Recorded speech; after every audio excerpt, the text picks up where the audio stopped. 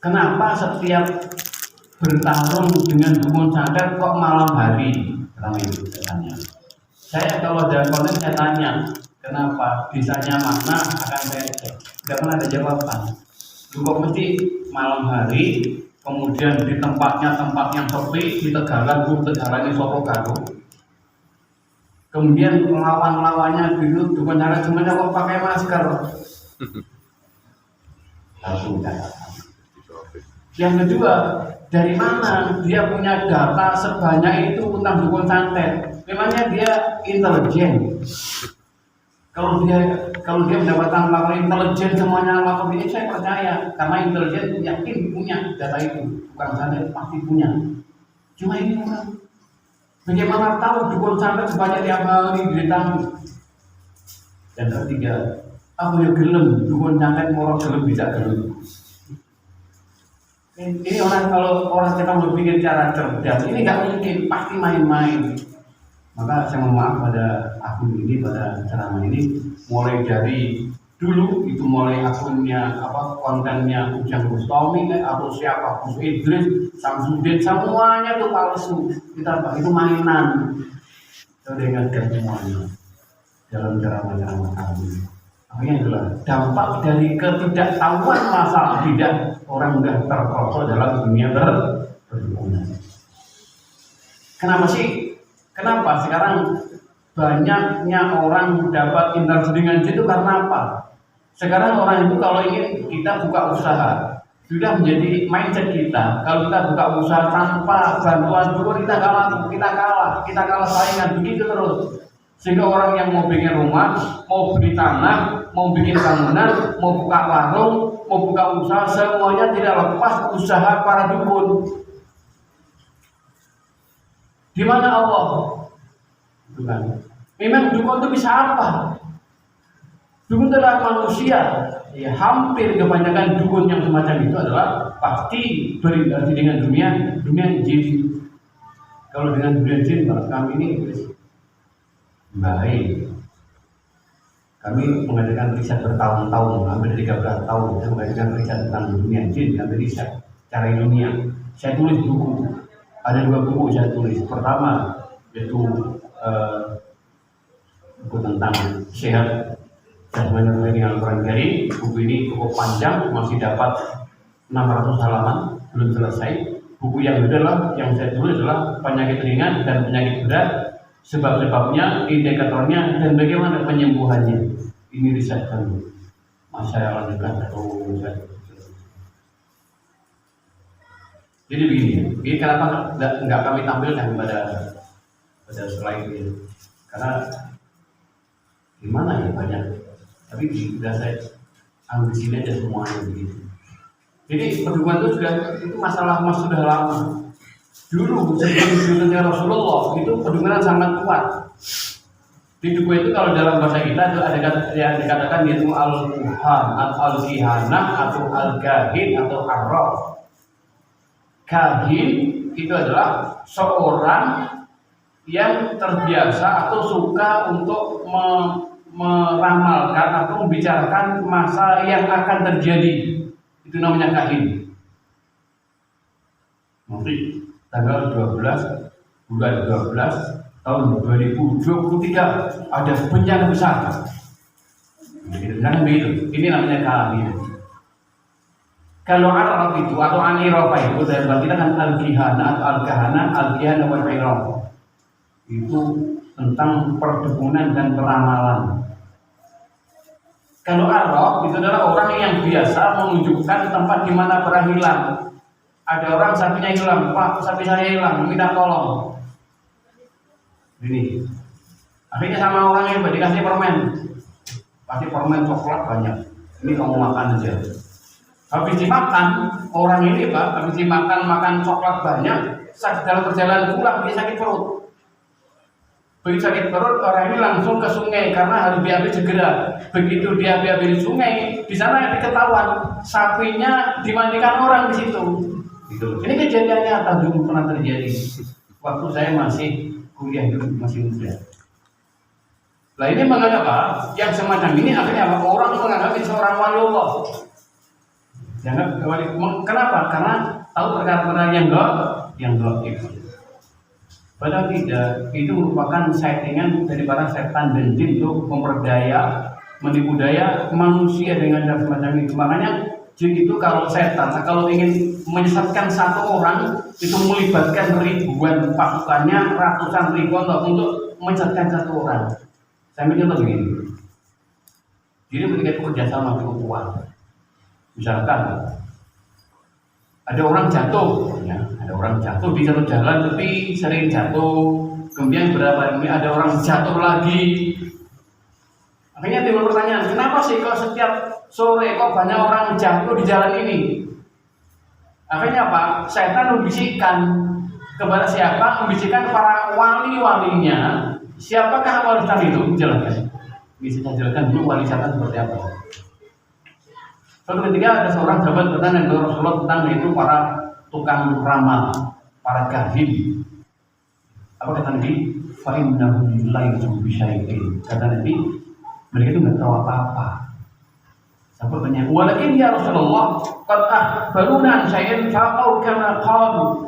Namun ya Rasulullah, mereka suka memberitakan suatu berita kepada kami dan terjadi persis seperti yang katakan. Bagaimana itu? Nabi katakan inna syaitan tarkabu ba'dan hatta yasil kinan. Setan itu naik satu sama lain gendong-gendongan begini ya, sampai ke awan langitnya rendah, ke awan yang tinggi. Di sanalah setan itu adalah mencuri pendengaran malaikat yang sedang menjalankan perintah Allah. Kemudian berita ini oleh setan, oleh jin disampaikan ke jin yang di bawahnya, sampaikan bawahnya sampaikan pada para walinya. Nah, walinya inilah yang dikatakan kahin arraf, wali-wali setan, perwakilan setan itulah mereka yang diberitahi oleh setan. Berita itu diberitakan nanti tanggal sekian akan terjadi semacam itu. Cuma kata Nabi dicampur dengan 100 macam kebohongan. Makanya kalau ada orang suka menebak nanti begini, nanti begitu, tidak semacam itu sudah bisa dikatakan ini adalah wali setan. Kenapa? Karena mereka mendapatkan berita dari setan yang telah mencuri pendengaran dari para malaikat. Enggak sama dengan kata Allah, enggak sama dengan para ulia yang mereka mendapatkan ilham dari Allah, cuma mereka enggak pernah bicara. Mereka tidak pernah membicarakan masalah yang akan terjadi, nggak pernah. Tapi kalau al-kahin wal arraf itu adalah orang yang suka menceritakan kejadian yang akan terjadi atau di mana orang hilang. Lah zaman dahulu ini menyebar, Pak. Sebelum Nabi dibangkitkan itu banyak. Jazirah Arab banyak orang dukun, tukang ramal, dan mereka memang manusia larinya ke sana, bukan kepada Allah. Setan bimbing mereka. Nah, kembali kepada permasalahannya. Karena akhirnya tadi setan membisikkan kepada para walinya, para dukunnya ngomong ke masyarakat, kamu tahu nggak kenapa kok tiap sore di sini ada orang jatuh? Neng kono iki ana genderuwo. Jenenge Sam. Bu Sam Sopo itu. Ini nama genderuwonya, ya. Ini ada genderuwo namanya Sam. Ini apa? Setan bisikkan supaya dukunnya ini menyampaikan kepada masyarakat. Yang lain lagi, para setan membisikkan ke masyarakat. Kalau begitu siapa? Akhirnya apa? Mereka bisikkan, lari kemana ya? Ini minta tolong kemana? Setan juga bisikkan. Akhirnya, di sana loh ada orang tua yang pintar. Akhirnya berangkat ke Ponggok. Orang pintar di Ponggok. Tanya, Pak, di jalan saya ini sering ada kejadian begini-begini. Ini dibisikin oleh setannya. Oh ya betul. Itu ada setan, ada gundur namanya Sam. Yang Sam itu minta setiap Jumat Kliwon kamu cukup membuang bunga 3 macam, kamu buang lempar jalan nanti aman. Gitu aja, Pak. Untuk menyesatkan satu orang, melibatkan buahnya, membisikkan ke dukunnya, membisikkan ke masyarakat sekitarnya, ada setan yang keluar dalam bentuk genderuwo tadi, semacam itu, Pak. Demi apa? Menyesatkan satu orang atau berapa orang yang lewat sana itu. Nah sekarang kita ini kalau mau kerja itu hampir tidak ada seorang pun, hampir tidak ada, kecuali orang beriman pada Allah itu usaha mereka pasti menggunakan jasa jin dan syaitan. Saya ini sering jalan, saya kan sering dalam perjalanan, Pak. Memang kita selalu berdoa, berzikir kepada Allah. Saya penting kami dengan zikir, dengan doa, dengan begitu. Setiap masuk rumah makan, kalau ada jinnya kami terasa. Sebelum lama ini di tanah di Malang, di Pocong aja di Pocong. Saya masuk, terasa gak nyaman itu. Ini kita karena sudah terlalu masuk, kita beli, kita bacakan ayat kursi, kita bacakan 2 kalimat sama, saya tiupkan, yang gak enak rasanya, tapi kita aman. Ini banyak yang tidak tahu karena banyak rumah makan yang menggunakan jasa jin perudah untuk menjadikan dagangannya laris. Makanya kita ketagihan ke sana. Kalau ke sana enak, ketagihan. Kalau kenapa dampaknya Pak? Maka orang yang terbiasa makan atau minum yang kena ludah setan semacam itu, maka orangnya jadi lemah, ya tubuhnya lemah, ibadah jadi malas, sholat malas, baca Quran malas, zikir malas, ngaji malas, ya lemah, malas. Ketiga Pak, ngantuan. Jangan belum. Pokok ada pengajian kok berusaha duduk untuk tidur ngantuk, ingat. Sangat mungkin dia suka makan makanan yang diludahi oleh syaitan.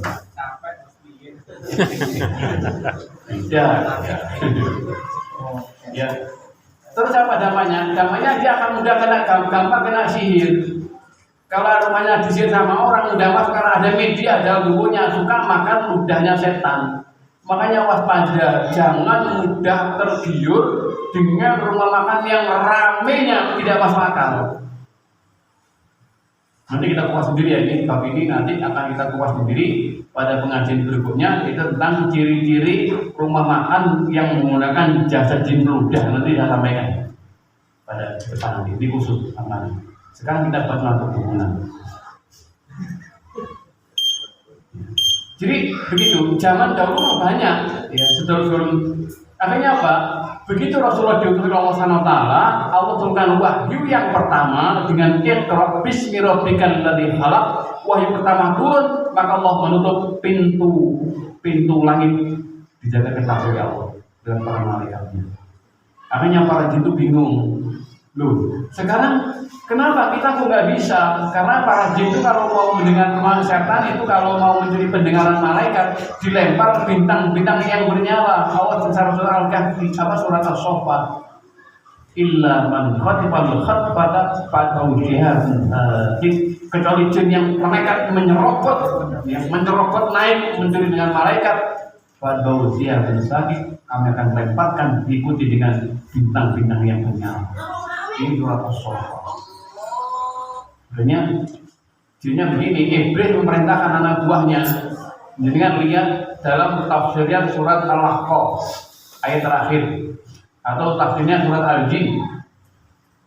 Akhirnya Iblis menyebarkan seluruh pasukannya. Ini sekarang kenapa pintu langit kok dijaga ketat? Dulu kita bebas menjadi pendengaran, sekarang nggak bisa. Sekarang kamu cari sebabnya, keluar ke seluruh penjuru dunia. Perintahkan Nabi keluar semuanya penjuru dunia. Lah kok Allah kebetulan cuma berita ada jin dari marga Nasibin itu sholat itu di Mekah melihat Rasulullah sedang sholat subuh di pasar Mekah di kota Mekah, di Sukungkan pasar Mekah. Nabi membaca Quran sholat subuhnya itu. Akhirnya jin mendengarkan, loh ini yang nggak pernah kami dengar. Barangkali inilah yang menyebabkan pintu langit tertutup, mungkin karena ini orang-orang semacam ini, karena ayat-ayat ini yang dibaca itu. Akhirnya jinnya mendengarkan bacaan Nabi sampai selesai. Allah berikan dalam surat Al-Ahqaf, surat terakhir. Wa sarna ila kana kunul jinni faqalu inna sami'na faqalu yastam'una. Ya supaya ini. Wa sarna ila kana kunul jinni faqalu nastam'u falamma hadaru qalu amjidu falamma qudiya wallahu ila qawmin mundirin. Ya qaumana inni sami'tu kitaban unzila min ba'di Musa musaddiqan lima baina yadayhi ila tariqin mustaqim. Ya qaumana ajibu da'i Allah wa aminu bihi yaghfir lakum min dhunubikum. Allah jelaskan memberikan wa syarna ilaika nafra minal jinni yastami'una al-Qur'an. Ingatlah Muhammad ketika kamu hadirkan bangsa jin yang telah mendengarkan Al-Quran.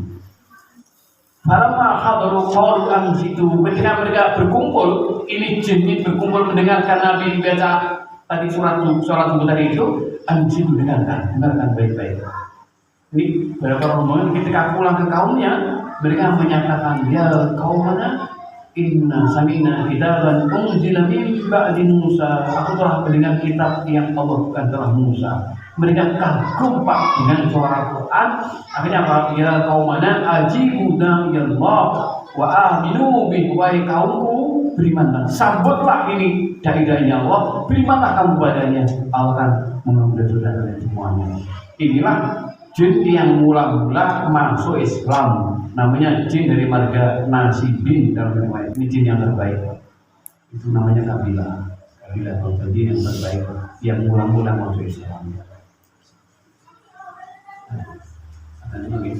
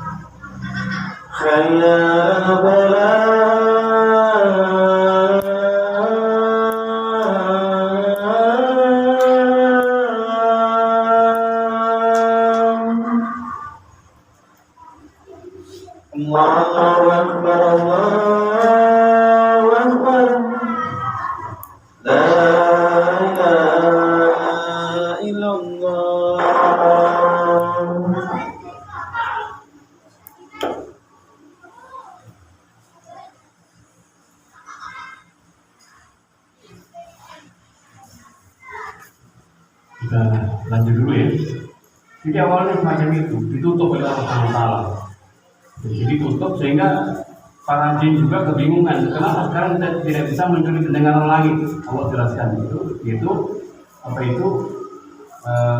Allah kabarkan kepada siapa? Kepada Rasulullah. Nah, ini jin yang mula-mula masuk Islam, itu jin dari marga Nasibin. Itu yang Allah. Kenapa orang itu banyak? Sekarang kita lihat dukun, bagaimana dukun bisa mengerjakan seperti perkara-perkara yang luar biasa. Sebenarnya itu kan orang biasa.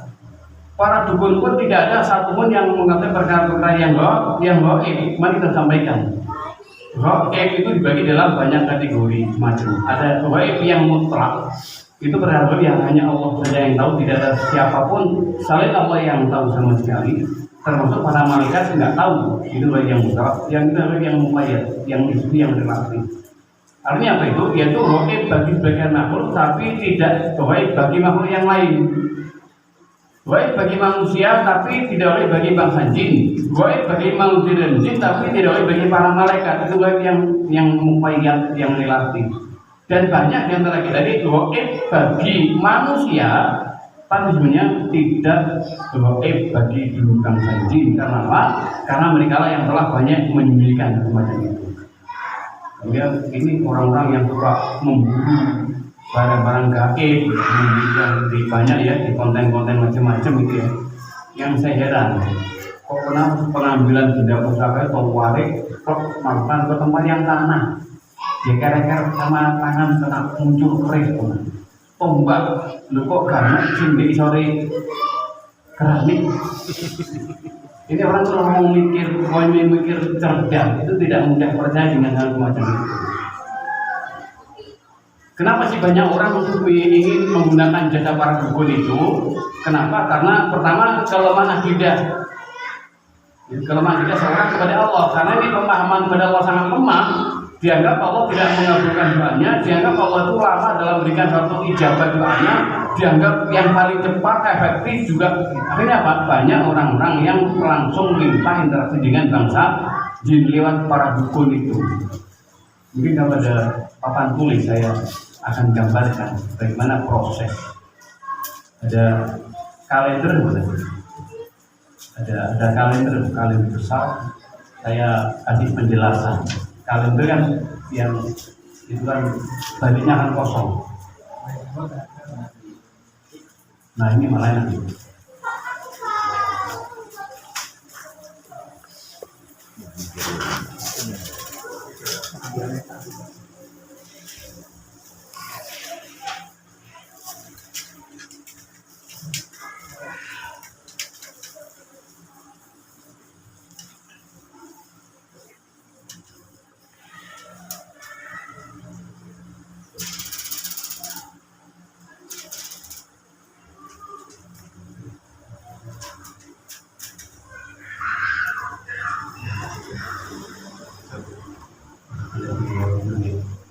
Kita menulis sambil dihapus ya. Ya, kenapa banyak orang ke dukun itu? Karena apa? Karena kelemahan akidah dan keyakinan seorang kepada Allah. Sebenarnya Allah itu mengabulkan semua doa hambanya, dikabulkan oleh Allah, dikabulkan. Cuma bentuk pengabulan kadang berbeda satu sama lain. Ada orang yang berdoa pada Allah minta sesuatu nggak diberi oleh Allah, tapi diberikan sesuatu yang lain untuk menyelamatkan dirinya, menyelamatkan rumah tangganya, diselamatkan dari berbagai banyak musibah yang telah menghajar dia. Itu bagian dari bentuk pengabulan doa kita kepada Allah. Yang kedua, jauhnya kita dari pola hidup manhaj Rasulullah SAW. Nah, sudah mengingatkan berkali-kali. Maka kalau ada orang yang suka menebak, saya dulu pernah debat sama orang. Iya, seringan dulu kan, ya ikut yang masih jahiliyah dulu itu, debat sama orang. Banyak orang ya tebak-tebak semuanya, dan itu banyak benar. Orang mau menganggap sebagai seorang wali Allah, ternyata apa? Ternyata dia wali syaitan. Wali Allah nggak akan pernah menebak semacam enggak. Tapi kalau orang menebak kamu dari Blitar ya, rumah kamu sini, kamu ini, kamu nanti tadi ke sini itu karena kamu kehilangan perhiasan, kamu hilang, itu pasti kahin. Kenapa? Kata dari mana? Setan membisikkan ke dia. Karena kalau ada seorang dukun semacam ini, bukan ini ya, ada dukun itu pasti terkait setan. Maka dukun itu tidak akan pernah tidak berinteraksi dengan setan, pasti. Makanya kenapa? Dia sebagai melakukan ritual ubudiyah murni kepada setan. Dia telah meninggalkan ubudiyahnya kepada Allah. Termasuk yaitu cara metode pengobatan dengan menyembelih binatang. Itu murni ubudiyah kepada setan. Ini perbuatan dukun yang sangat keji. Maka dia telah melakukan kekufuran kepada Allah karena menyembelih binatang untuk apa? Bukan karena Allah, tapi demi perintah setan. Penyakit dipindah. Ada orang kan penyakit jantung dipindah ke kelinci. Sekarang kelinci, zaman saya dulu itu kambing. Saya udah turun, jadi ngerti. Kalau ekonomi seret, maka nggak usah kambing, tapi kelinci udah cukup. Karena sekarang banyak orang pindah penyakit dari orang pada kelinci. Jantungnya, sakitnya langsung hilang. Memang iya. Setan itu bisa memotong saraf. Apa penyakit pindah? Enggak. Saya paham ini masalah ini. Maka ini ada ritualnya apa? Harus menyembelih binatang. Itu namanya kekafiran kepada Allah, karena ini yang dikatakan ubudiyatul mutlak, ibadah mutlak dengan menyembelih binatang bukan karena Allah tapi karena perintah setan. Maka orang yang telah menyembelih kelinci untuk binatang penyakit, dia telah menyembah setan dan kufur kepada Allah. Itu hati-hati loh. Makanya sabarlah, kalau ada penyakit sabar dulu. Ya sabar dulu lah. Itu akhirnya bukan nebak. Ingat ini jangan. Yang ketiga, kenapa banyak orang berdukun itu? Karena anggapan bahwa jin itu adalah sekutu Allah, adalah mengatur alam semesta. Dianggap jin itu juga ikut ngatur alam semesta. Ini gunung kelut, sing Joko ini, sing ngatur ini. Bukan begitu. Ini gunung Bromo. Memang setiap gunung ada jin yang menghuni dimanapun saya berada. Di tempat lembah-lembah, di sungai-sungai besar, di gurun-gurun, bahkan di bukit banyak jin yang menempati. Karena apa? Karena memang Allah perintahkan mereka untuk menempati tanah kosong. Begitu manusia oleh Allah dikirim ke muka bumi dengan Allah ciptakan Adam, maka masa berlaku jin berkuasa di muka bumi sudah selesai. Sekarang yang bukan adalah manusia. Makanya Allah kirimkan mereka semuanya Allah pindahkan ke tempat-tempat itu. Di gunung-gunung, tempat-tempat yang tepi, di lautan, sungai-sungai, di gurun pasir begitu. Artinya dalam umat mereka itu bukan sekutu Allah. Dan mereka sama dengan manusia. Mereka punya teritorial, punya wilayah masing-masing. Sama dengan manusia. Kayak juga mereka sama persis dengan manusia. Dia punya teritorial, punya suku, pakai bahasa. Tidak begitu. Kalau jin yang di Madura, kalau nggak percaya kalau ada orang kesurupan di Madura sana, itu jin mesti bodoh dulu.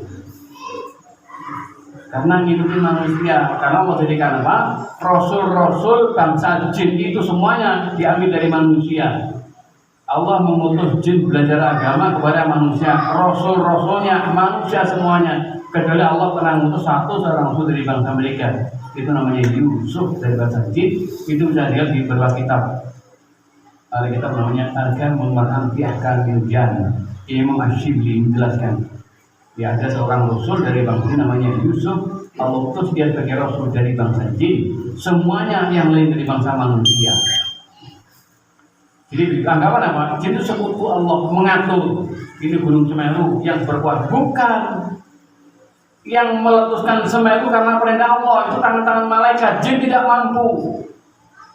Jin tidak akan mampu menghancurkan, meledakkan gunung, gak mungkin mampu. Jin tidak akan mampu untuk menggelap gelombang tsunami, gak mampu. Ini tangan-tangan malaikat atas perintah Allah SWT.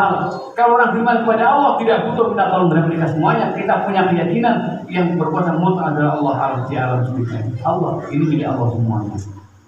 Jadi tidak ada Pak. Ini penguasanya bangsa jin. Kalau datang harus permisi dulu, Mbah jauh pulau lewat, nggak boleh. Itu bisa menyeret orang kepada satu kemusyrikan. Cukup baca Pak, a'udzu bikalimatit tammah min syarri ma khalaq. Jalan sudah. Tidak ada jin yang kuat, setan mudah-mudahan yang kuat ya Allah. Yang keempat, anggapan manusia atau jin itu mengatur perkara yang gaib yang tadi itu nggak benar. Jin pun tidak tahu perkara yang gaib, nggak tahu hukumnya apa. Ketika Nabi Sulaiman wafat, di tongkatnya Sulaiman kan di atas tongkat Pak, berdiri. Itu jin nggak tahu kalau beliau wafat. Ketika tongkatnya dimakan rayap, beliau jatuh. Jin baru tahu kalau beliau sedang wafat. Jin nggak tahu apanya Nabi Sulaiman. Lebih-lebih ngerti perkara yang gaib. Jin juga sama dengan tidak mengerti perkara yang gaib, cuma mereka mungkin bisa melihat lebih jauh dimensi yang berbeda dengan manusia. Ya, jadi begini, dimensi kita berbeda dengan mereka. Dimensi kita, kalau kita ini kan ini masa lalu, sekarang masa depan. Kita berbeda. Kalau manusia ini masa lalu, sekarang masa depan berbeda. Kalau jin Pak jadi satu. Masa lalu, sekarang, masa depan itu bagi dia satu dimensi. Makanya kadang dia bisa bicara besok itu karena dia melihat jadi satu. Dan nanti manusia dengan teknologi akan mengetahui, juga akan merasakan jika kita ini satu dimensi antara masa lalu, sekarang, masa depan satu dimensi. Sekarang masih mengadakan kajian ilmiah. Yang kelima, anggapan jin itu menguasai bumi dan wilayah tertentu. Ini sangat diyakini betul oleh para orang-orang Jawa dengan istilah danyang. Dianggap onggok danyangnya macan, kemudian serengat danyangnya garudo, kan begitu ya. Terus di mana itu di Kepanjen Kidul, kecamatan Danyange Nogo. Di mana itu? Ini anggapan masyarakat kekuatan orang-orang dulu kan semacam itu. Karena keyakinan semacam ini menyebabkan mereka suka memberikan satu persembahan peribadatan pada mereka itu. Itu dampak buruk daripada orang tidak memahami hakikat tauhidullah. Dampak buruk ketika orang tidak memahami tentang perlunya iman yang kuat kepada Allah SWT. Yang keenam, anggapan manusia, jin itu juga memegang kendali manfaat dan mudarat. Ini penyebab yang paling utama. Dikira jin itu bisa memberikan manfaat, bisa mengayakan orang, bisa menyehatkan orang, bisa menjadi orang itu begitu. Padahal dia nggak bisa. Berikan mudarat sama sekali tidak bisa. Jin tidak bisa memberikan mudarat sedikit pun pada manusia, nggak bisa. Ini yang menjadikan penyebab jin sebagai sokong Allah firman-Nya. Wa annahu kana rijalun min ya'muruna bi rijalin minal jinni fazaduhum rahaqa. Bahwasanya ada di beberapa orang laki-laki manusia yang minta tolong pada bangsa jin, yang menyebabkan jin itu semakin angkuh, semakin dosa dan dalam semakin menambah dalam kesombongan dan dosa. Kenapa? Banyak orang-orang yang minta tolong pada jin. Jangan. Sekarang kita lihat di proses sihir Pak, ini mengatasi itu gampang.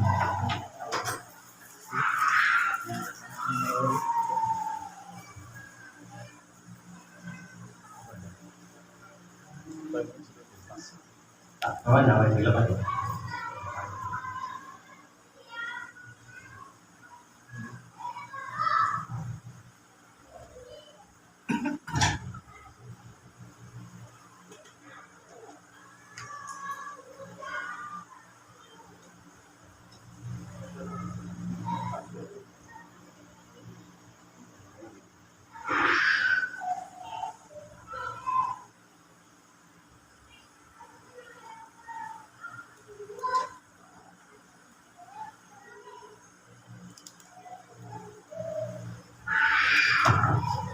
Diperhatikan gambar ini. Ini ada orang namanya A. Bagus Bu Aceng A. Ini ada orang namanya S. Sam. Saya kok Sam lagi. Indonesia kita ambil dengan dua Sam. Indonesia ini diprank sama dua Sam. Satu Samsudin, satu Sambu. Foto Sambi kok kena prank kita semua. Ini ada orang namanya A ya. Ini orang ada namanya S. Sama. Ini A ini punya hajat, ingin dagangannya laris, ya, ingin usahanya lancar. Ini A nya punya A ini orang yang sukses. Orangnya kaya, orangnya baik, sukses dia. Ada namanya S. Lah S ini minta, S ini bukan S ini B aja deh. Enak ini. Ini orang namanya B ya. Ini aku, ini bagus.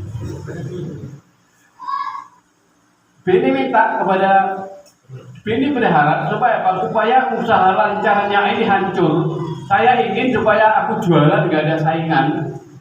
Ini dihancurkan dulu. Biar orangnya sakit, usahanya bangkrut, nanti kepalanya sakit pusing terus dan nggak bisa mikir, lambungnya sakit, kakinya sakit. Pak saya mau tanya, B ini bikin sakit A tadi bisa enggak? Menghancurkan ekonominya, bikin kepala, perut, kaki sakit bisa enggak? Ya bisa. Akhirnya B minta tolong pada Sam. Nah ini loh. tolong Sam, tolong aku punya saingan A. Aku pengen karena aku ingin ini, aku ingin lari, ini hancur nih, hancurkan dia, ekonominya bangkrut, orangnya sakit. Akhirnya B ini Sam ini yang itu dukun, bisa nggak Pak? Dukun ini Sam ini membuat hancur si A, bisa nggak? Bisa nggak? Dengan kekuatan spiritualnya, dengan puasanya, dengan wiridnya, dengan jungkir walik karo mlaku, misalkan begitu. Dia kosong ngalong, kosong mutih, kosong hijau, makan sayur tok, misalkan begitu. Bisa nggak? Nggak bisa. Ternyata Pak, ternyata B masih minta tolong kepada makhluk di atasnya. Itulah namanya jin. Ini proses Pak. Sam jaluk turunan jin. Karena apa? Sam ini adalah sebagai apa? Ini sebagai wali-wali setan karena udah punya perjanjian. Aku jadi wali setan karena apa? Aku punya perjanjian. Saya ngikutin kemauan jin, tak ikutin. Makanya jin membantu saya, membantu ini. Ini Sam melapor dengan ritual di kamarnya sendiri, masuk kamar yang setiap minta tolong jin. Ini tergantung jinnya apa. Biasanya jin yang digunakan untuk ini itu jin rendah. Dulu kan saya jelaskan jin ada 3 macam. Yang pertama jin terbang.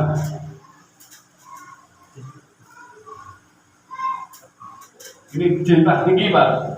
Ini jin yang digunakan oleh para tokoh agama, tukang ramal, tukang tebak, kemudian para ustadz, orang yang dikiaikan, diustadkan, diulamakan. Ini suka piara jin terbang, bisa membaca pikiran orang, bisa nebak hati orang, bisa. Ini perbuatan jin terbang.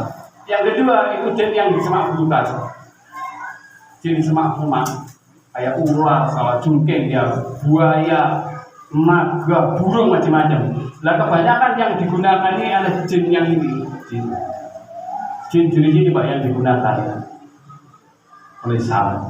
Minta tolong J, aku ada tamu B, dia ingin supaya ini hancur, aku minta tolong. Saya mau tanya kembali Pak, J dengan seluruh kabilahnya, sukunya, jumlah yang banyak, dengan kekuatannya semakin bisa nggak jin ini membuat siap bangkrut, hancur, bisa nggak? Jinnya dengan seluruh pasukannya menghancurkan ekonominya, bikin cari tidak? Tidak bisa Pak, nggak ada jalan. Ternyata jin ini Pak masih lapor ke atasannya. Siapa itu? Ini proses. Apapun bentuk kejahatan manusia, para dukun, tukang santet itu semuanya pasti lapor iblis. Mbak, ahli ben PT ben mati kabeh. PT sumpet lono, cilite ben gak endok. PT gak endok semuanya, bilang begitu ya. Ini bisa, setan bisa bikin itu.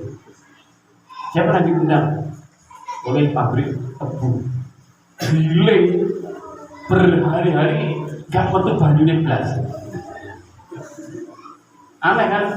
Itu perbuatan orang biasa. Cuma saya nggak mau, karena ada sayembara di situ yang bisa membantu, dikasih uang sekitar 50 juta. Karena ada sayembaranya, saya nggak mau. Ini saya baru ikut sayembara memindahkan jin yang telah mengganggu di Bandara Kediri yang akan dibangun. Itu banyak korbannya gagal. Ini di 12 barusan. Jadi telepon, kita minta tolong apa? Kita sayembara, kita apa? Ini ceritanya. 1 miliar apa? 1 miliar? 1 triliun pun jangan pernah mau. Oh sebenarnya maaf, ya 1 triliun saya nggak mau.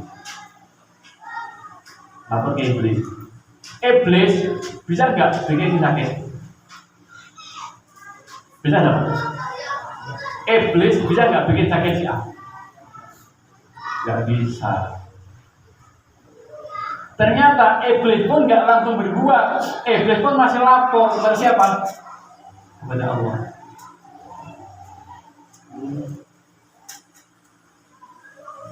Maka iblis yang super kuat semacam itu tidak pernah berbuat tanpa minta sama Allah. Ya Allah, ini anak baku minta tolong. Siapa? B, Sam, Jin, dia tolong saya untuk apa? Menghancurkan si A.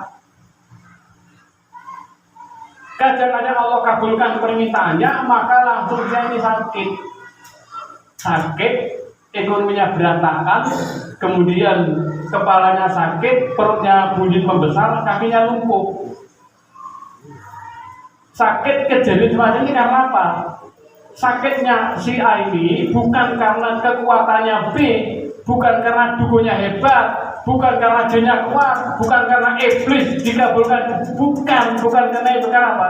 Karena ini karena izin Allah.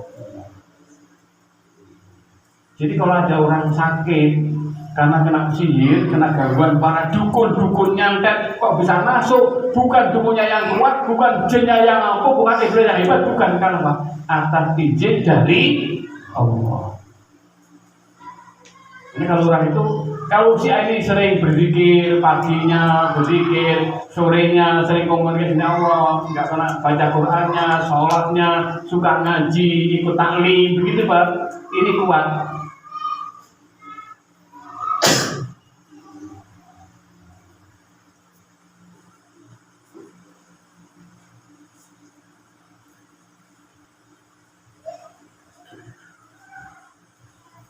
Ini tadi sore kalau sore saya ikut acara Gerges Nasional sore kali. Jadi kalau si A ini punya komunikasi sama Allah, suka berzikir pada Allah, menjaga komunikasinya dengan kekuatan apapun, 1.000.000 sam, 1 miliar jin, bahkan iblis mengarahkan seluruh pasukan seluruh langit bumi dikerahkan mengganggu si A, tidak akan mungkin terjadi tanpa izin dari Allah. Ini masalahnya yang diinginkan kesalahan itu. Orang menganggap dukun itu hebat, padahal enggak. Ini ada rentetan. Bin tolong kepada dukun, dukunnya tolong kepada jin, jinnya kepada iblis. Ini ada enggak? Ada jaminannya enggak? Ada Pak. Kalau si B ini minta tolong kepada si Sam sama si jin semuanya, minta tolong, ini ekonomi hancur, kepalanya sakit, perutnya sakit, kakinya sakit. Ada tiga organ, kepala, lambung, kaki, dan maka saat si A ini minta agar si B ini minta agar A ini kepala sakit, lambung sakit, kaki sakit, maka A ini sebenarnya telah menjaminkan kepalanya, lambungnya, kakinya kepada jin yang di sini, Pak. Kisah. Jadi B ini Pak telah menjaminkan kepalanya, lambungnya, kakinya kepada dukunnya. Tapi itu dukunnya akan menjaminkan. Makanya lihat para dukun tukang santet yang suka begitu, lihat matinya. Seluruh penyakit yang pernah terjadi pada orang yang disantet masuk ke dia. Karena apa? Dia telah menggantikan seluruh hidupnya untuk syaitan yang dia sembah. Orang tidak sadar Pak. Bagaimana setan akan minta ganti rugi. Termasuk orang yang menggunakan jasa jin perudak, orang yang telah menggunakan jasa pesugihan, jasa untuk kekayaan, jasa untuk kekuatan menggunakan bangsa jin, jangan diam. Nanti diambil oleh mereka. Maka sekarang itu ada proses ya. Kami diminta tolong. Ini masalah keluarga. Saya katakan tidak bisa. Karena apa? Karena nenek moyangnya dahulu ada perjanjian dengan syaitan. Untuk apa? Perjanjian dengan mengorbankan anak-anak. Makanya orangnya kaya, tapi nanti begitu orangnya meninggal, kok tidak dilanjutkan kemudian kepada tidak dilanjutkan, anaknya berantakan semuanya. Itu nggak bisa dibuka, di rupiah nggak bisa. Kenapa? Nenek moyangnya, bapaknya, kakeknya sudah mengadakan perjanjian dengan setan yang menjadikan ini orang jadi kaya, usahanya semuanya lancar. Nah, dukun itu nggak menerima daripada ini. Kenapa Islam mengharamkan perdukunan? Karena apa? Dukun itu, perbuatan dukun tidak telah terjadi kecuali menyembah syaitan. Ambil tadi.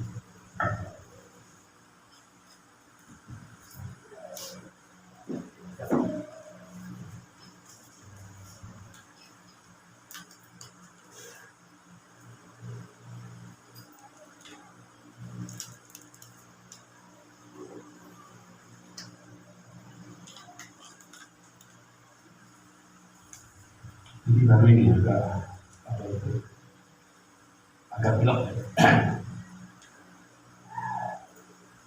Jadi kenapa dilarang oleh Islam perdukunan itu apa? Dikatakan perdukunan itu tidak pernah lepas dari interaksi dengan bangsa jin. Itu sudah merupakan kekufuran kepada Allah. Itu ya. Jin itu tidak akan pernah menjadi khodam seorang kalau nggak disembah. Kalau nggak sembah, nggak mungkin mau jinnya itu. Saya ingin menjadikan jin sebagai pelayan saya, jin sebagai pembantu saya. Oke, silakan, gampang. Ini ada beberapa hal apa itu interaksi dengan jin.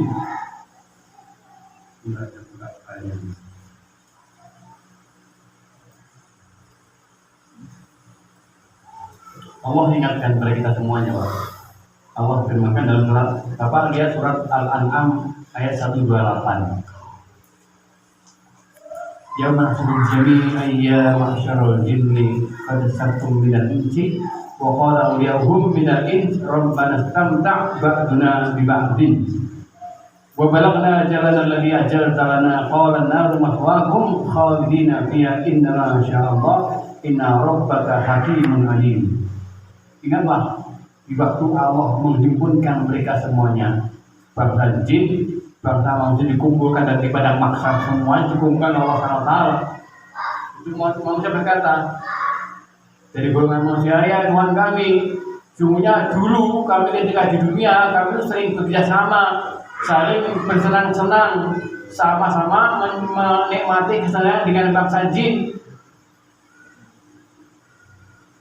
Kemudian sampai kau telah mewafatkan kami, waktu yang telah kamu tentukan. Allah katakan, an-naru maswaakum, neraka itulah tempat diam kamu, tempat tinggal kamu, sehingga kamu kekal di dalamnya, kecuali kalau Allah menghendaki yang lain. Sesungguhnya Tuhan Maha Bijaksana di Maha Mengetahui. Hari kiamat, Pak, orang yang dengan jin itu, orang yang punya kekuatan, orang yang punya kodam bangsa jin, hari kiamat mereka menyesal. Ya Allah, dulu kami senang-senang sama jin itu, sekarang kenapa di neraka? Kenapa kami mendapat semacam ini? Allah katakan itu tempat kamu, karena apa? Kamu dulu menyembah mereka. An-naru mahwaakum khalidina fiha illa ma sya'allah. Dijelaskan oleh Allah SWT. Di mana letak kesenangannya? Manusia merasa nikmat, senang karena dibantu oleh jin jadi orang yang kaya, orang yang sukses, orang yang disegani, dirumah sama orang, senang. Sementara jinnya senang karena disembah sama dia. Perintahnya dikerjakan manusia, dan semacam yang dikerjakan para dukun, karena tidak ada seorang dukun pun kecuali pasti mereka adalah sebagai penyembah setan. Karena kalau nggak disembah, Pak, setan nggak mungkin membantu, nggak mungkin, pasti dibantu dengan cara semacam itu yang dikatakan dengan jin khodam, jin pelayan, menjadikan jin sebagai pelayan kita, tapi sebenarnya kita sebagai budak mereka. Contohnya begini, contoh.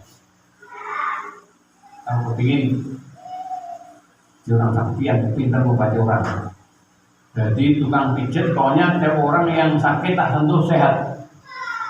Akhirnya apa? Akhirnya dia diajarkan oleh seorang guru spiritual katanya. Padahal ini adalah merupakan perwakilan jin, perwakilan syaitan.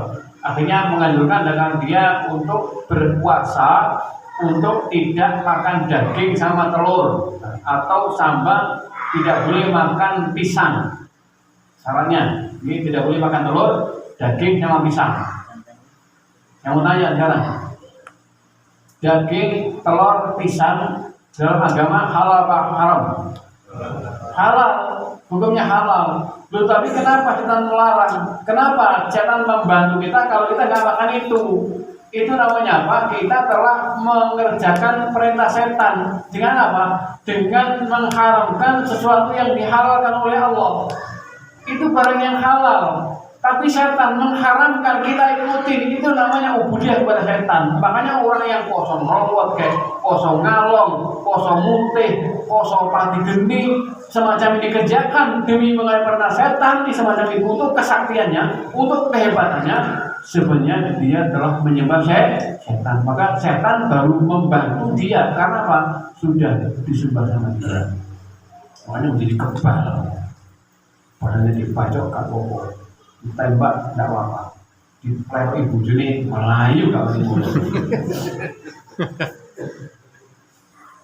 Udah lah Pak, sakti-sakti ini wong lanang gak menang karo mama. Betul Pak, hati-hati Pak, jangan dolim sama ibu-ibu, jangan. Ini cuma sebuah kisah saja, tapi saya nggak mengajarkan Pak. Ada seorang suami yang dolim selama 36 tahun rumah tangga itu dolim. Suami itu keren, galak, ngesuan, itu galuh gendri. Tapi dia itu sabar, nggak pernah melawan. Suatu ketika setelah 36 tahun pernikahannya, suaminya sadar ngomong, Bu, nah selama ini sama nggak ngerti, aku wongnya temperamen, aku nggak pernah membenarkan Anda. Sama tak dolimi, tak caci maki, tak iloni, kena sama kau sabar luar biasa. Apa sih Bu? Rasa kesabarmu yoko. 36 tahun sama tak dolimi, sama kok sabar rasa yoko. Aku Mas, lepas sama dolim, sama bentak, sama nyeneni mencaci maki, ngaplok. Aku hanya masuk ke kamar mandi sambil menangis. Terus sama kalau menangis karena takut sama enggak.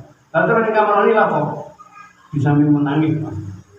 Sikat setiap kamu marah kepada saya, sikat gigimu tak cukup, pakai ngosek WC. Jadi sikat gigi bodoh ini Pak, bikin ngosek golongan di WC. Itu loh Pak, hati-hati Pak. Emak-emak itu diem kalau nggak ngelawan sadis. Hati-hati, jangan balik sama seorang istri, boleh jadi sama sikat gigi sama digosok, boleh WC cuma digawe. Gue ini nggak ngajarkan ya, saya tidak mengajarkan begitu, tidak, jangan. Ini dosa, nggak boleh. Jadi ini permasalahannya ya. Jadi kenapa kita Allah mengharam ini? Masalahnya panjang ya, pertemuan cukup panjang. Nanti kan kami di depan menjelaskan interaksi tadi yang ini sebagai pengantar sebagai apa itu dalam tinjauan Islam. Kenapa dilarang Islam? Islam mengharamkan perdukunan karena apa? Dia telah menyembah selain Allah. Kenapa hukumannya hukuman mati? Dukun Pak, tukang sihir, tukang santet, dan hukumannya hukuman mati. Kenapa? Pertama, mereka telah merusak akidah seorang. Akidahnya orang dirusak sampai mudah tertipu. Banyak orang yang telah menyembah setan, banyak orang yang telah meninggalkan ubudiyah kepada Allah, banyak orang tidak bertawakal kepada Allah, banyak orang meninggalkan masjid, banyak orang meninggalkan doa, lari kepada para dukun, para setan. Ditengokkan akidahnya. Maka kerusakannya sangat. Di samping juga karena perbuatan sihir dan dukun itu banyak orang-orang yang sakit, yang sakitnya tidak pernah disembuhkan dengan penyakit medis, dengan pengobatan medis tidak pernah sama sekali. Banyak disarankan semuanya kalau mau berdoa, kalau mau coba lah ini masalah, bagaimana masalah yang sangat sepele. Kapan itu saya telah merugi seorang hafal Quran. Kok iso orang hafal Quran kok dimasukin jin, kok bisa, kenapa? Ternyata orang ini Pak pernah suatu ketika karena keburu-buru mau ada acara, begitu ada acara penting, buru-buru akhirnya Pak dia itu sedang buang air kecil. Karena keburu-buru dia nggak duduk, ya. BAK-nya Pak berdiri. Orang perempuan buang kecilnya berdiri, nyampe sunahnya Nabi, setan masuk lewat sana itu. Jadi keluarnya air kotoran dimasukin sama setan masuk ke tubuhnya lewat mana? Lewat satu perbuatan yang telah menyalahi sunnah Rasulullah SAW. Dan berkali-kali pula banyak orang kan cuma gangguan di kanan, karena suka ingin dengan tangan kirinya. Ini nggak dilarang oleh Rasulullah. Ingat, Satu penekanan sangat untuk merupakan penjagaan yang sangat kuat dari itu dalam tubuh kita. Hanya kalau kita mau tidur, apa ajarnya lagi? Kalau mau tidur itu berdoa, wudhu dulu. Kalau bisa sholat dulu, berdoa baru tidur. Bangun tidur, jangan lupa kita membaca doa. Bangun tidur. Kita kalau mau tidur kan wudhu dulu ya, kalau bisa ya wudhu dulu. Sholat kalau bisa, nggak bisa langsung kita berdoa. Ingat nggak doanya tidur? Allahumma baik memuliakan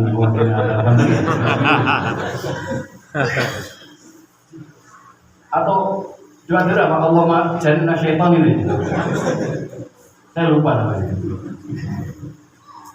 Jadi baca doa dulu kalau mau tidur itu. Begitu bangun tidur membaca doa bangun tidur alhamdulillah ahyana ba'da ma'amatana wa ilaihi an-nusyur. Baca doa karena lebih jelaskan orang kalau tidur itu nggak berdoa maka nggak berwudu maka setan mengikat 3 ikatan di kepalanya, di jantungnya, di kakinya diikat sama setan 3 ikatan. Begitu dia bangun baca doa itu ikatan terlepas. Kemudian dia berwudu, lepas ikatan yang satunya. Dia sholat subuhnya, lepas ikatan yang ketiga. Begitu sholat subuh, badannya fresh, nyaman, ikatannya lepas semuanya. Maka orang yang terlepas ikatan setan, bangun tidurnya, badannya fit, sergap, terang dinas, gak loyo, badannya nyaman. Tapi kalau ikatan setan gak kita lepas, bangun tidur gak nyaman, ning wis aras-arasan, habis dari subuh ngantuk, kerja males, ngantukan, gampang kesel, rajinnya itu hilang, jadi orang yang melintuh. Kamu itu melintuh itu bahasa Jerman. Orang yang males pol, itu dampaknya. Kalau udah begini Pak, kalau orang melintuh begini sering konflik sama istrinya, sering konflik bermasalah. Akhirnya juga banyak terjadi perceraian gara-gara masalah sepele. Ini bagian yang pada sihir seperti itu. Wajah kaum mahu syaitan menjadi Sulaiman itu lihat. Kalau kafir Sulaiman walakinna syaitina kafaru. Apa kata Nabi? Kata Allah SWT tadi apa? Yufarriquna bainal mar'i wa zawji. Ini proyek setan yang paling besar adalah merusak hubungan suami. Dia akan cerai. Yufarriquna bainal mar'i wa zawji, agar orang berpisah dengan istri dan suaminya. Lalu kenapa ini yang dikatakan Allah? Ini proyek besar Pak. Maka setan itu perbuatan sihir pun atau apa? Kalau setan mampu memisahkan suami istri, itu dia dapat duduk di singgasana iblis, dapat mahkota, dikasih mahkota milik iblis, disematkan. Itu penghargaan yang terbesar bagi setan. Enggak dampaknya, maka dampaknya itu besar Pak. Maka orang kalau suami istri itu pisah, dampaknya yang pertama, kadang orang suami istri orang yang baik pada asalnya, begitu cerai jadi orang yang rusak. Banyak orang perempuan yang melepas auratnya, tidak ibadah, melepaskan penutup auratnya, tidak beribadah, liar karena cerai. Banyak suami yang pada mulanya orang yang baik itu pisah rumah tangganya, berantakan, tidak sholat, jadi liar, menjadi peminum, penjudi dan macam-macam. Dan ketiga, anak jadi korban, anak di generasi ke depan hancur berantakan gara-gara orang tua yang cerai. Itulah sebabnya kenapa setan juga untuk menceraikan suami istri. Itu perbuatan setan, itu perbuatan orang tua. Sudah bermanfaat, dibawa buku panjang Pak. Kalau sudah kan juga ada yang mana itu. Kalau monggo. Tadi itu iblis diizinkan orang. Iya. Supaya si air itu dibeli. Iya. Karena tidak sholat, karena tidak ada kajian, tidak puasa dan sebagainya. Sekarang Rasulullah itu pernah Iya. dan beliau adalah kekasih Allah. Kenapa Allah mengizinkan semacam itu? Itu biar buat jadi pelajaran Pak. Jadi begini, lu kenapa sih Allah mau mengizinkan Pak? Kira-kira nih mau tanya nih, saya tanya balik ya. Maling Pak, itu kalau mau nyolong kira-kira berdoa enggak? Maling kalau mau nyolong kira-kira berdoa nggak Pak kira-kira? Berdoa. Muga-muga aku lek nyolong kok wonge pas dulu. Muga-muga nyolong oleh akeh. Muga-muga nyolong aku aman, aku selamat kan begitu. Enggak ada ceritanya muga-muga aku pas nyolong wong langsung roh, aku kecekel, ada enggak? Enggak mungkin orang yang korupsi mau ngambil uang itu berdoa artinya Pak muga-muga kemenangan. Semoga begitu Pak. Loh kenapa diizinkan oleh Allah? Diizinkan sebagai ujian bagi orang lain.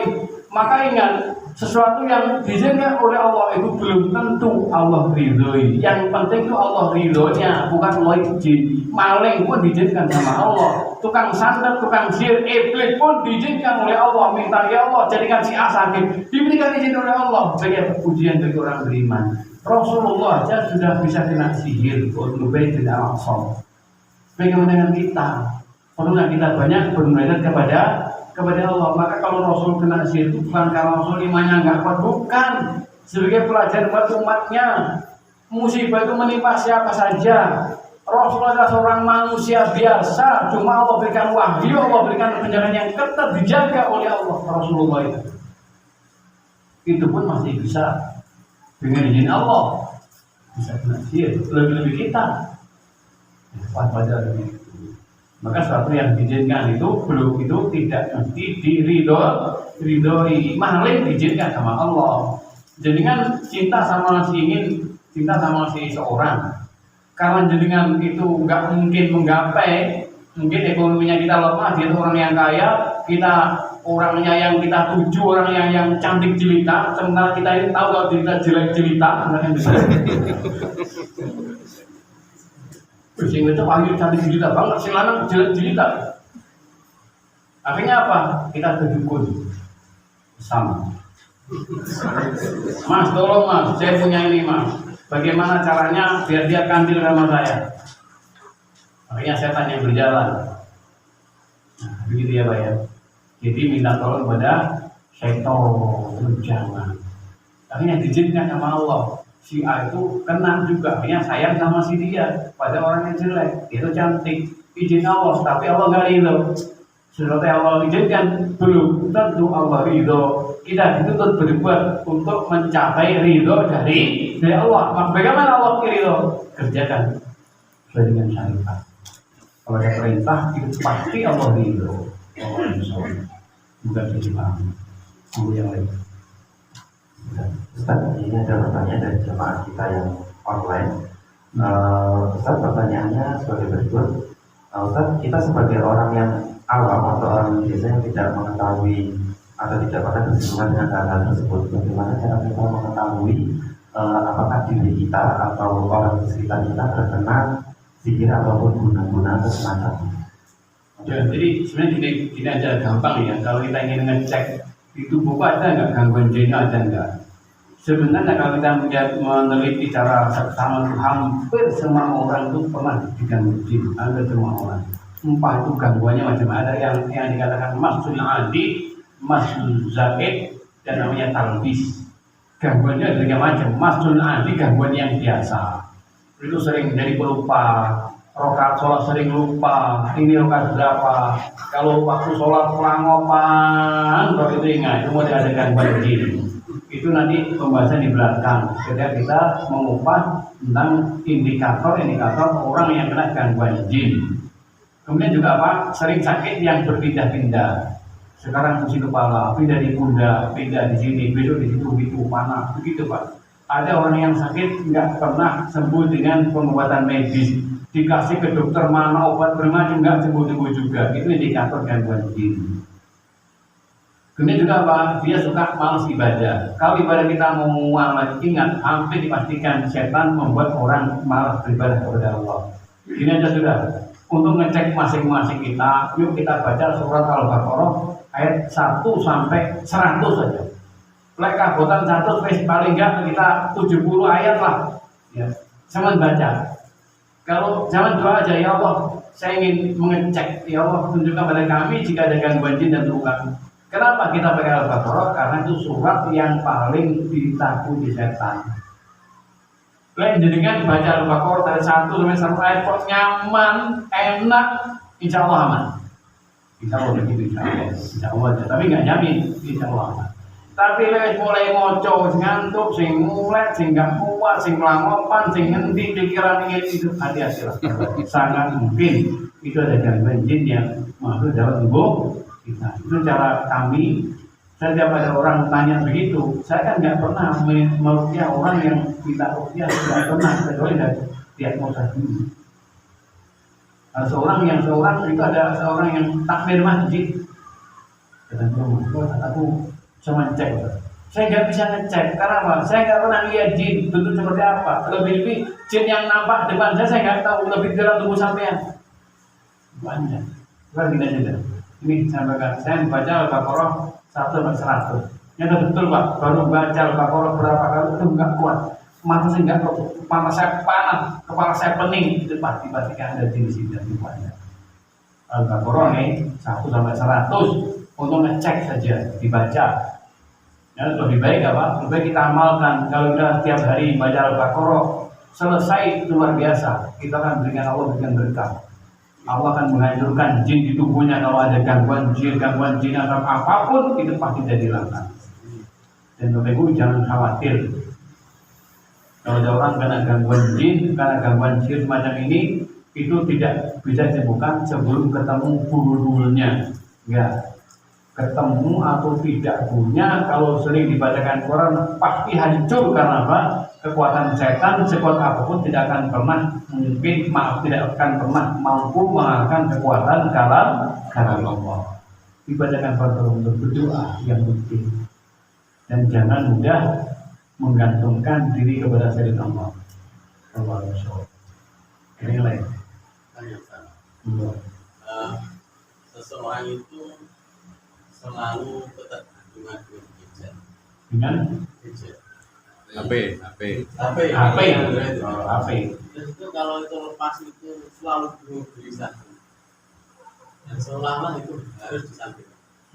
Itu apakah itu bagian daripada sindrom Pak namanya. Jadi itu kecanduan sudah masuk kotak bawah sadar. Itu begitu juga, sangat mungkin juga apa? Karena kalau kita lihat gejala-gejala gangguan juga apa? Itu memalingkan orang untuk jatuh kepada perkara-perkara yang tidak bermanfaat. Itu bagian gangguan jin. Kalau orang diganggu masalah imannya dia kuat, diganggu ibadahnya dia masih kuat, maka setan akan menyeret kepada apa? Kepada meninggalkan keutamaan, jatuh dengan perkara habis waktu tanpa manfaat, termasuk main HP. Kok berlebihan? Sangat mungkin saja gangguan jin juga ada, juga mungkin juga karena apa? Masuk tak bawah sadar. Kalau HP itu gak nyaman, salah diri. Sekarang banyak orang tua begitu Pak, orang tua yang kesulitan anak-anak yang kena HP.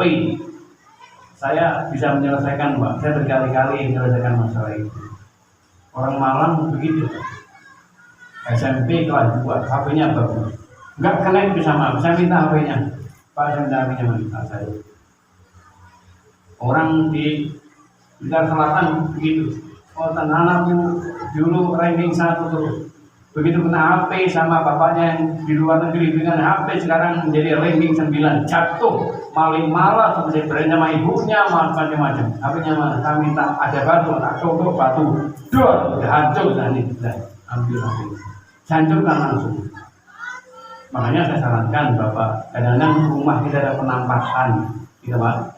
Atau kita sering keluar, ada penampakan apa? Kalau kita, jadi salah satu menghilangkan mengusir penampakan di rumah itu segera dilempar dengan ini kayak atau gelang atau tisu atau pulpen atau kopiah, keluar ke musyawarah rumah saya. Izin Allah keluar ke musyawarah, jangan di rumah saya. Lempar. Kaos kaki boleh, pakai tisu boleh. Cuma sing paling ampuh ngantemnya pakai HP. Semakin mahal HP-nya, semakin mandi jatuhnya akan segera keluar. Lempar dengan HP sekuat-kuatnya. Itu caranya begitu. Jadi indikatornya bahwa habis sudah. Masih ada nih, mungkin belajar mama ini. Oh sudah. Terakhir ini. Terkait dengan anak indigo, itu misalnya indigonya dihilangkan itu apa ada dampak ke fisik usia? Insya Allah enggak.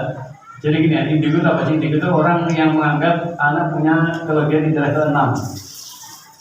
Indigo itu adalah merupakan murid gangguan jin.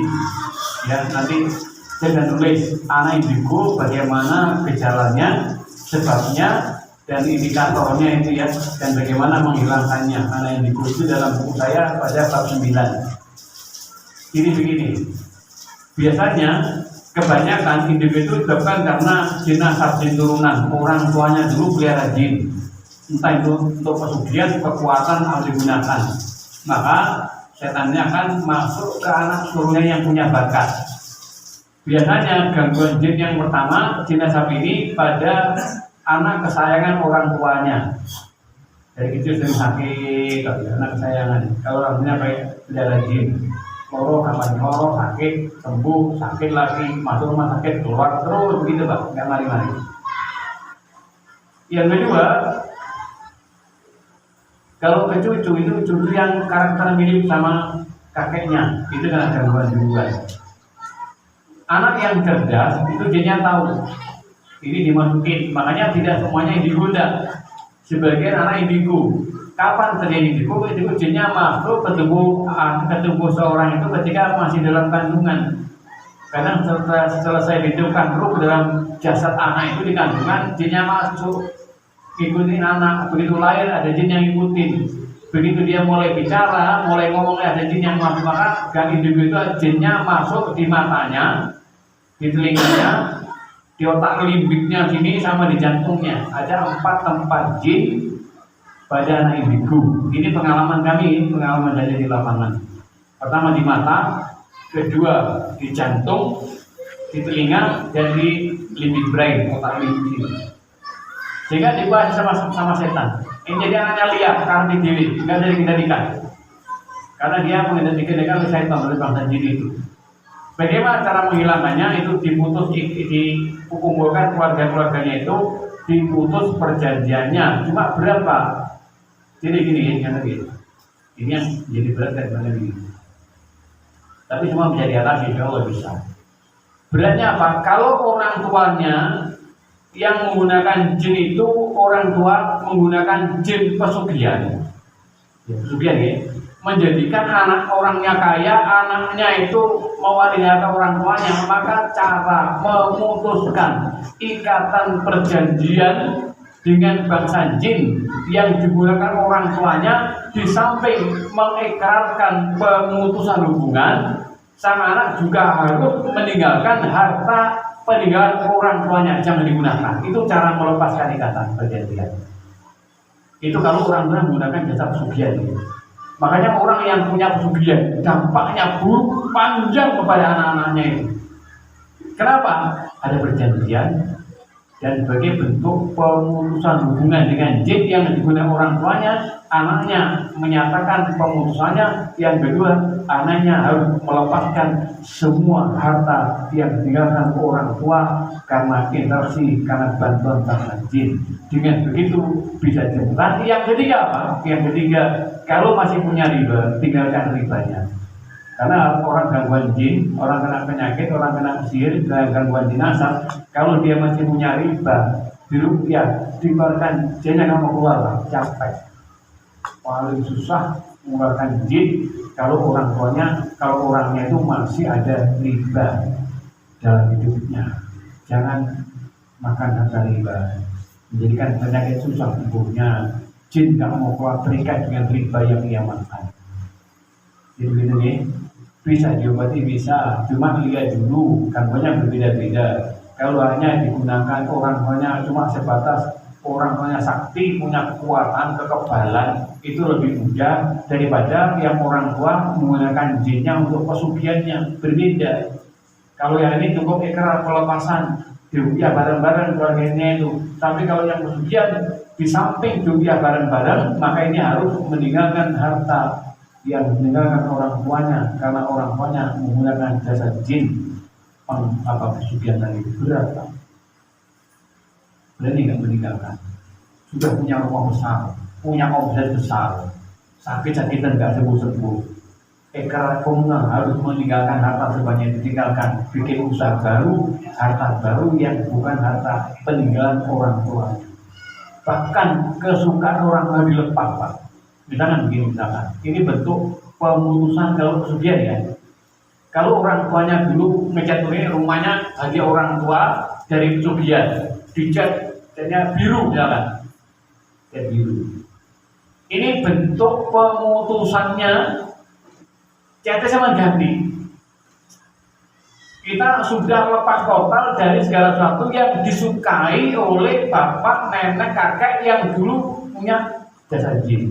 Kalau rumahnya cat biru semuanya, kalau kita beli rumah itu, makanya gantian itu Pak, supaya lepas itu ikatan dengan mereka.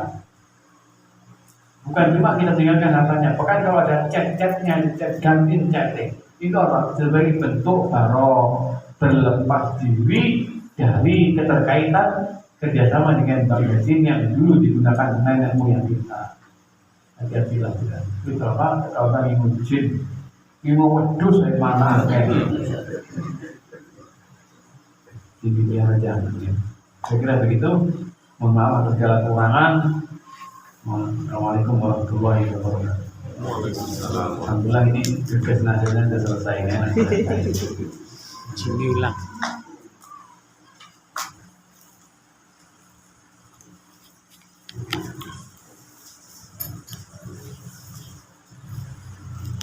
Alhamdulillah,